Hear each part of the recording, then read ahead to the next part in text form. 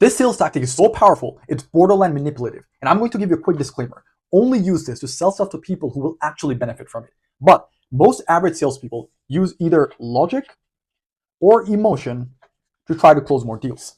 Good salespeople use both logic and emotion to try to close more deals. Exceptional salespeople use logic, emotion, and identity to try to close more deals. Because a person will always do things if they believe it to be true to who they are, which is their identity.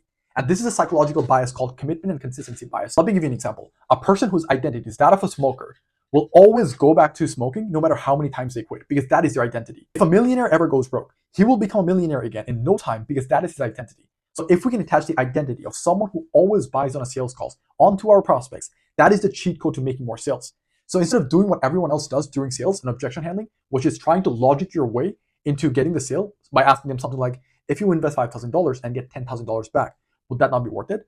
Or trying to get the prospect to be emotional by asking stuff like, how will you take care of your parents or your partner or your dog if you don't make $10,000? Instead of doing that, the most powerful thing you can do that has helped me break a company sales record is using logic, mixing an emotion, and then attaching an identity onto the prospect. So if I was on a sales call and the prospect threw out "this is too expensive" objection at me, the first thing I would do is use logic to figure out whether they would do this if price was not an issue.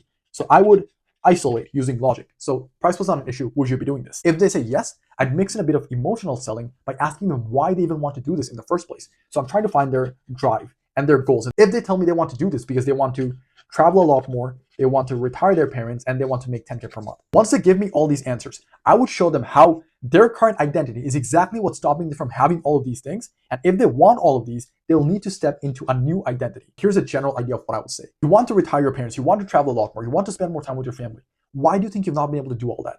It's because you currently don't have the character traits and the knowledge and the skills to be able to make 10K per month. People that I talk to on a daily basis, there's usually two types of people. Person A looks at the price, thinks it's out of their budget, and they're like, well, guess I'm screwed. I'm not going to be able to do all of these things because the price is too much. And then there's person B who tells themselves that they'll do whatever it takes to make this work. On the one side is the life you want, where you travel a lot more, you retire your parents, you're making 10K per month. And on the other side, you're still stuck in your job, you hate your life, you haven't retired your parents. Once I tell them that, I will then attach the identity of someone who always finds a way using the next question, which is going to be, the question isn't whether this is too expensive or not. It's, are you willing to be resourceful and do whatever it takes to make all this happen? If they say yes, then I have successfully attached the identity of someone who's willing to do whatever it takes and get resourceful to find a way to have all of these things, which in this case is going to be when they buy from us. Once they get the prospect to commit to a new identity of them willing to do whatever it takes to have all this to get to their goals, selling them is going to be a walk in the park.